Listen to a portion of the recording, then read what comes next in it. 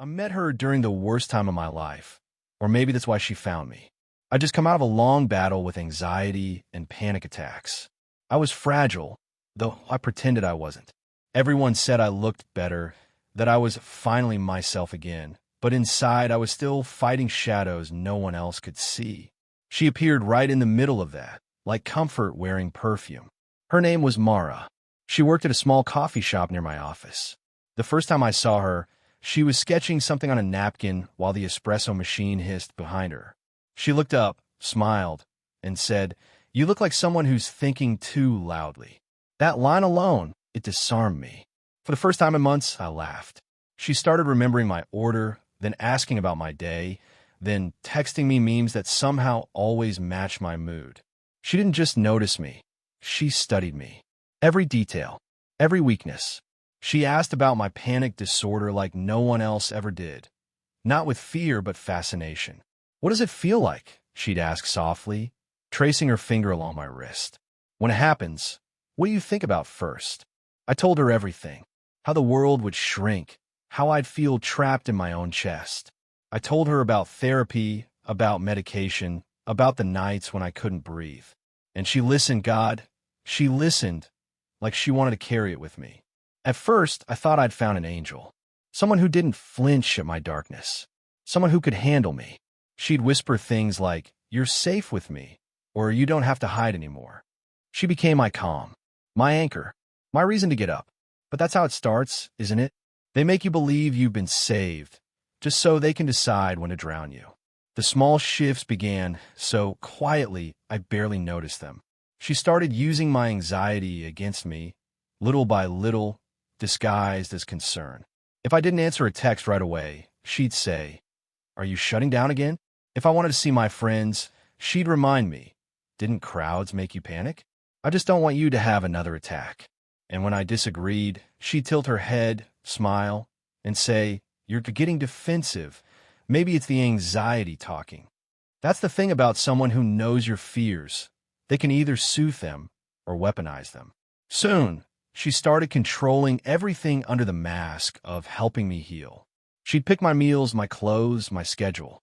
"You'll feel calmer if you stay home tonight," she'd say. "Why risk another episode?" And every time I tried to protest, she'd twist it back. "I thought you wanted to get better." It worked. I stopped arguing. I started believing that maybe she knew me better than I knew myself. I told my therapist she was helping me recover. But deep down, I wasn't recovering. I was retreating.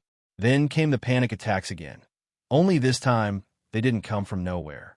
They came after every fight, every silent treatment. Every time she disappeared for hours and returned with that same detached calm, saying, "You overthink too much." I didn't realize it then, but she wasn't easing my anxiety. She was creating it, feeding it. Because as long as I was broken, she was needed. And the moment I healed, she'd lose control. But I didn't see it that way. Not yet. I just thought I was getting worse again. And she was the only one who could fix me. Until the night she said something I'll never forget. We were arguing, or she rarely raised her voice. I said I didn't want her reading my messages. She looked me dead in the eyes and said, "If you didn't have panic attacks, you'd be dangerous. I keep you balanced." That's when I realized she didn't love me because of my strength. She loved me because of my weakness. After that night, something inside me shifted. I wanted to believe I'd misunderstood her, that maybe she didn't mean it the way it sounded. But once someone shows you what they're capable of saying, you can't unhear it.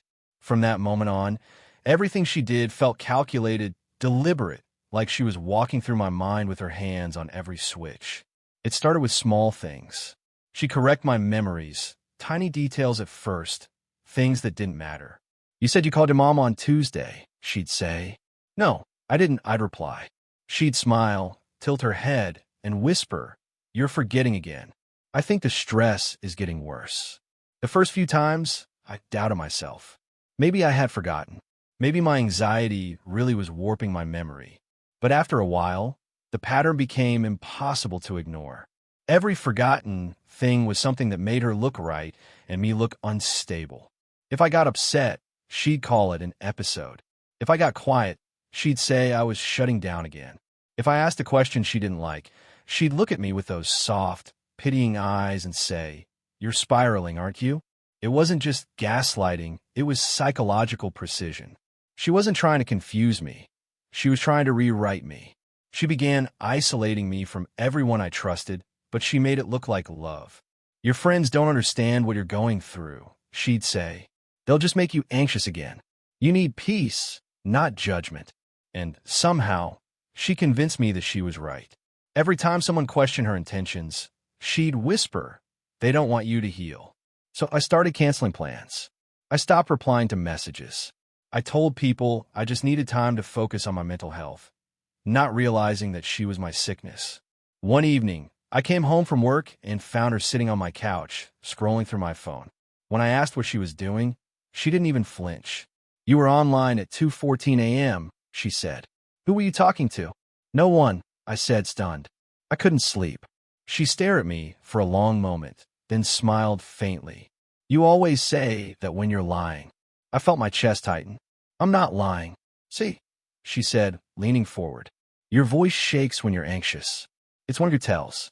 I know you better than you do." That night I couldn't sleep again, but not because of panic. Because of fear. Fear of what she could turn into next. The next morning, she sent me a long text about how sorry she was. How she was just trying to protect me from the things that trigger my anxiety. And then, like clockwork, she said, "You make me act this way when you hide things. I just want to feel safe too." She had flipped it. Again. Every cruel thing she did was my fault, born from her concern. And I believed her, because when you're constantly told you're fragile, you start to treat your own sanity like glass. Weeks passed. My therapist said I seemed disconnected, that I was losing the ability to tell when something wasn't my fault. I stopped mentioning Mara in sessions. She said therapy was making me worse, that they don't understand what real anxiety looks like. So I stopped going. And that's when the panic attacks came back, worse than ever. But this time, they didn't come from fear of crowds or stress. They came from her, from the sound of her voice, from the vibration of her messages, from the soft way she'd say my name before twisting the knife again. Once, after a particularly bad episode, she sat next to me, stroked my hair, and whispered, "See, you still need me." And in that moment, shaking, sweating, gasping for air, I believed her, because she'd built the perfect prison, one where I begged my captor to stay. It took me too long to see it, too long to understand that she wasn't helping me survive my anxiety. She was feeding it, training it, shaping it into something she could control.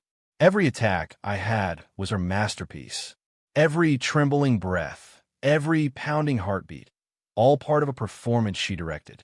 It started one evening when I told her I needed space. I had noticed how my panic attacks only happened around her, never when I was alone, never at work, never when I was away. I told her I wanted to take a few days for myself to clear my head. For a second, I thought she'd understand. She smiled calmly and said, "Of course, if that's what you need." That night, as I lay in bed, my phone started buzzing. Messages. Dozens of them. "Are you okay? Why are you ignoring me? I just want to make sure you're safe. Why are you pushing me away when I'm the only one who loves you?" The tone shifted with every text, from concern to guilt to anger. I didn't answer. Then came the final message. "If you don't reply, I'll know you're having an attack again, and I'll have to come over." Something about that line made my skin crawl. It wasn't worry, it was ownership. 15 minutes later, there was a knock on my door. I didn't open it. I could hear her voice through the wood, soft, coaxing, like a lullaby with a threat hidden inside. "I just want to see you. You know you can't be alone when you're like this." I didn't move. After a few minutes, the knocking stopped. Then silence. I thought she'd left. But when I checked through the peephole, she was still there, standing perfectly still, staring straight at the door. No movement, no sound, just waiting. I didn't sleep that night.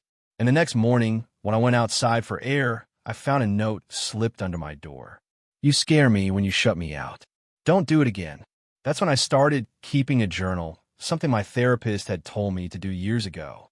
I began writing down every detail, every word she said, every shift in her tone, every message she sent. And slowly, a pattern began to form. Every time I mentioned wanting distance, I'd have a panic attack within 24 hours. Every single time. She knew my triggers. She knew what phrases, what sounds, what silences could send me spiraling, and she used them like weapons. Once, after an argument, she said quietly, "You know what's crazy? You only breathe right when I'm near you." I laughed it off then. But later that night, when I tried to sleep, I couldn't. It was like my lungs were waiting for her permission to function. That's when I realized what she'd done. She'd linked my safety to her presence. She wasn't my calm. She was my cure and my poison. So I started planning my escape. Quietly. Carefully. I deleted old messages, changed passwords, moved money into another account. I even told my boss I might move for a fresh start. I didn't know where yet. I just knew I couldn't keep living inside her storm. But she must have felt it, because just as I began pulling away, she changed again. The same woman who once called me her safe place began crying uncontrollably, saying she couldn't sleep without me, saying I was the only one who understood her. She told me she'd been having panic attacks too, that my silence was triggering her trauma. And when I said I needed time, she whispered, "You're abandoning me," just like they did. It broke me. I knew it was manipulation, but it still hit something deep inside me. That guilt she'd planted months ago. I stayed. Again. And that night, she held me close, whispering, "See, you can't live without me." Her voice was soft, almost tender. And maybe that's what made it so terrifying. The way cruelty sounded like comfort when it came from her. I didn't know it yet, but she had one more game left to play. One that would finally break the illusion completely. It started with a phone call I wasn't supposed to hear. We were at her apartment, quiet evening, lights dim, the kind of stillness that always made me uneasy. She went to the kitchen to take a call, speaking in that soft, trembling voice she used whenever she wanted someone to feel sorry for her. I wasn't trying to listen, but her words carried. "Yes," she whispered, "he's not doing well again. The panic attacks are back. I think he needs to be monitored. He gets obsessive sometimes." At first, I thought she was talking to a friend. But then I heard it. "Thank you, doctor." Doctor. I froze. She wasn't talking about herself. She was talking about me. And from the sound of it, she wasn't describing what I was. She was describing a version of me she had created. I stepped closer to the kitchen doorway, just enough to see her reflection in the glass cabinet. Calm, collected, no trace of the worried girlfriend she was pretending to be. "He gets angry when I don't answer his messages," she said softly. "And sometimes he accuses me of things that never happened. I'm doing my best to stay patient, but it's hard. He's unpredictable." That last word cut through me like a blade. Unpredictable. That's what she was planting, the idea that I was dangerous. When she hung up, I walked in. My voice came out quieter than I expected. "Who were you talking to?" She looked startled. Not scared, just caught. "Oh, just my friend Anna." I nodded slowly. "Your friend Anna calls you Miss Carter and says, 'Doctor,' at the end of the conversation." Her eyes flickered just for a second. Then she smiled, that slow, deliberate smile I come to hate. "You're spiraling again." I didn't argue. I just picked up my jacket and left. But the air outside felt heavier than before. The kind of heaviness that tells you something inside your world has cracked beyond repair. That night, I did something I'd never done before. I checked her social media. Something she always said was a sign of insecurity. Her profiles were private, but one photo had been tagged by someone else. It was her, sitting on a hospital bench, holding a cup of coffee. The caption from her friend said, "Such a good person, taking care of her anxious boyfriend again, red heart, stay strong, girl." I stared at it for what felt like hours. I wasn't the anxious boyfriend anymore. I was a story. A plotline she used to make herself look noble, empathetic, self-sacrificing. Every panic attack, every breakdown I'd had in front of her, she'd turned them into currency. The next day, I called my old therapist, the one I'd stopped seeing months earlier. She picked up right away, relief in her voice. "I've been worried about you," she said. "Your girlfriend called me." My chest went cold. "She what?" "She said you weren't taking your meds, that your behavior was becoming erratic. She wanted to make sure I was aware of your condition." Condition. Erratic. I hadn't missed a single dose. I hadn't skipped a session until she made me stop. But now, my therapist thought I was unraveling again because Mara had rewritten my truth with a phone call. That was the moment I finally understood. She didn't love me. She studied me. Every vulnerability I shared became a tool in her hands. She had been taking notes the entire time, not to understand me, but to control the story of me. When I confronted her that night, she didn't deny it. She just looked at me, calm and unflinching, and said, "You tell people everything." I just told them first. I remember standing there, my hands trembling, realizing that I wasn't just losing her.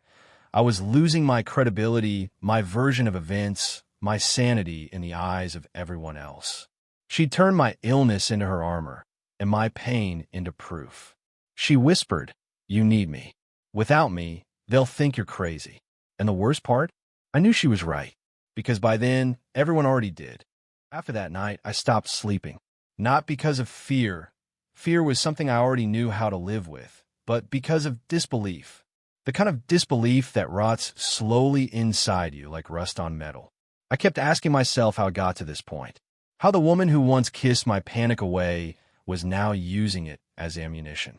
Every word I'd ever whispered in trust had become part of her arsenal.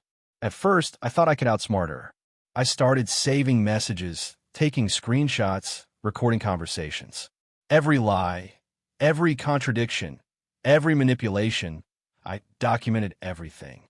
I thought if I just had enough proof, I could show people who she really was. But the more I tried to collect evidence, the more she twisted it back on me. One night, she came over uninvited. I hadn't seen her in days, and part of me was stupidly relieved when she appeared at my door. She looked pale, tired, shaking, but her eyes still had that eerie steadiness, the same calm that always made me question myself. She walked in without asking. "You've been avoiding me," she said. "I needed space. You've been planning something. What are you talking about?" She sat on the couch, pulling her knees close, and said, "You've been recording me, haven't you?" The blood drained from my face. I hadn't told anyone. I hadn't left any trace. But the way she said it, the certainty in her voice, made me panic. She must have gone through my things. My laptop, my phone, my notes, everything. She leaned forward, her tone soft but sharp. "Do you really think people will believe your version of what's happening?" I didn't answer. She smiled faintly. "You're sick. They all know it. They've known it for a long time. I just told them what you were too scared to admit." And then she said the thing that froze me to the floor. "You should thank me. I'm protecting you from yourself." I wanted to scream. I wanted to grab her, shake her, demand she stop talking. But I didn't. I just stood there, staring at her, realizing that every move I made from this point on, she'd already predicted. When she left, I sat on the floor for hours. My hands were shaking so hard I could barely hold my phone. I went through my messages, dozens of them from friends I hadn't spoken to in months. Short, distant replies. "Hey man, maybe you should talk to someone. She's worried about you. You okay?" She had gone to everyone. The next day, I went to HR at my workplace to explain what was happening. I told them she was spreading lies, that she was stalking me, that I had proof. They listened politely, professionally, but I could see it in their faces. The same polite skepticism I'd seen in my therapist, in my friends, in everyone. They nodded as if they cared, but their eyes said it all. This man isn't stable. Before I left, my manager said, "You should really take some time off for your mental health." That was the moment I realized I'd lost. Not to her, but to the version of me she'd built in their minds. Over the next few weeks, strange things started happening. My car alarm would go off in the middle of the night. I'd find my front door unlocked, even though I was sure I'd locked it. Once, I came home and found my medication bottles rearranged. Nothing stolen, nothing broken, just moved. When I mentioned it to her in a message, a moment of weakness, I guess, she replied instantly, "You're seeing things again." That single sentence hit harder than any threat. Because it wasn't a denial. It was a diagnosis. That's when the hallucinations began, or maybe they didn't. I started hearing her voice even when she wasn't there. In the sound of the elevator, in the hum of my phone, in the way the wind brushed against my window at night. I couldn't tell what was real anymore. I'd look in the mirror and see her eyes behind mine. I'd dream of her whispering, You can't survive without me. And maybe she was right, because even though I knew she was destroying me, a part of me still missed her. The chaos, the control, the constant fear, it had become my normal. Without her, everything felt too quiet, too empty. I was detoxing from poison and craving the taste. One night, I woke up drenched in sweat, convinced someone had been in my apartment. On the table was a single note written in her handwriting. I forgive you. That was when I finally understood. She didn't need to be in the room anymore to control me. She had already taken the part of me that mattered, the part that believed in truth. And once someone rewrites your mind, the body is just an echo. There comes a point when your mind stops trying to understand and starts just trying to survive. I reached that point the morning I saw her standing outside my building again, just standing there, watching. It had been weeks since we last spoke, yet there she was like a ghost that refused to fade. She wasn't yelling. She wasn't crying. She just smiled when our eyes met. That same calm, polite smile that had once felt like love, but now felt like possession. I wanted to confront her. I wanted to scream. But instead, I froze. Because in her stillness, in that eerie confidence, I realized something horrifying. She wanted me to come down. She wanted me to react. To prove her story right one last time. To give her the final scene she could show the world. The unstable ex, the man she tried to help who couldn't let go. So I didn't move. I closed the curtains, sat on the floor, and waited. Hours passed. When I finally looked again, she was gone. But on my doorstep, someone had slipped an envelope under the door. No name, just my initials on the front. Inside was a single photograph, me, sitting in my car outside her apartment weeks ago. My face pale, eyes hollow. I had gone there once, just once, when I couldn't take the silence anymore. She had taken a picture, proof in her hands that I was stalking her, proof that I was what she'd told everyone I was. And beneath the photo, a note in her handwriting. I told you, they'll never believe you. For a while, I just sat there, staring at the picture. I didn't cry. I didn't panic. I just felt something inside me go quiet, like the last light in a room flickering out. That night, I deleted every file I collected, the messages, the recordings, the screenshots. Not because I'd given up, but because I realized the truth. Evidence doesn't matter when your reputation has already been erased. I could prove every word she'd ever said was a lie, and they'd still look at me like I was the villain in her story. I stopped showing up to work. My phone stayed off. My apartment became a shell. Days blurred together. I barely remember sleeping, eating, existing. It was like I was watching myself from the outside, living a life that wasn't mine anymore. And then, one evening, my therapist called. Not the new one, the old one, the one who'd seen me before Mara ever existed. She said she'd been contacted by a colleague, that someone had mentioned my name, that there were concerns. I asked her what kind. Her voice softened. That you're still fixated on your ex, she said. Fixated. Another word she had planted. Another lie that had taken root and spread. Something inside me cracked then, not in anger, but in realization. Mara wasn't destroying me anymore. She'd already finished. What she was doing now was maintenance, keeping the myth alive, keeping me trapped inside her story, even when she'd moved on to someone else. That night, I went through my things, the few that still felt like mine, and packed a small bag. I left my phone on the kitchen counter, the lights off, the windows open. I didn't leave a note. I didn't say goodbye. There was no one left to say it to. As I drove out of the city, I passed the old coffee shop where I first met her. It was closed now, the windows dark, the sign fading. For a second, I thought I saw her reflection in the glass. That same smile, that same calm. But when I blinked, it was gone. Maybe it was never there. Maybe it never had been. The truth is, I don't know who I am without her shadow. I don't know if the person I used to be survived her, or if I just became another story she tells to the next one. The broken man who couldn't handle her truth. But as the highway stretched ahead, empty and endless, I decided that maybe survival isn't about proving who was right. Maybe it's just about disappearing before they finish writing your ending for you. I whispered it to myself as the city lights disappeared behind me. You don't owe anyone your ruin. And for the first time in years, I felt something close to peace, fragile, uncertain, but real. because she couldn't follow me where I was going. Not this time. It's been 11 months since I left. No phone, no address, no traces. Sometimes I forget what my own voice sounds like because I stopped needing to explain myself to anyone. There's a peace in that, a quiet that feels like oxygen after years of breathing smoke. But even now, I still wake up in the middle of the night, expecting to hear her voice. That soft, measured tone that once calmed me and then slowly drove me mad. It's strange how your body can forget danger, but remember the sound of it. I live in a small town now. Nobody knows my name. The neighbors wave, but don't ask questions. I work odd hours in a place that doesn't require small talk. The world here feels slower, softer. It's the kind of place where pain doesn't have an audience, and maybe that's what I needed all along. A life too quiet for her to find. Some nights, when the air turns cold, I think about her. Not because I miss her. I stopped missing her a long time ago, but because I still can't decide whether she ever really existed. Mara wasn't a person. She was a mirror. She reflected whatever you needed to see until you couldn't tell the difference between love and control.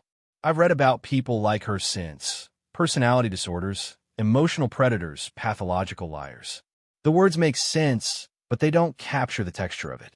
They don't capture the way someone like that learns your heartbeat, memorizes your wounds, and uses both to cage you. There are days when I still catch myself doubting my memories. When I wonder if maybe she was right, if maybe I really was unstable, obsessive, paranoid. That's the final trick. When the abuse ends, the ghost of it keeps talking. You learn to fight a war that's already over because part of you is still waiting for the next attack. Healing isn't about forgetting.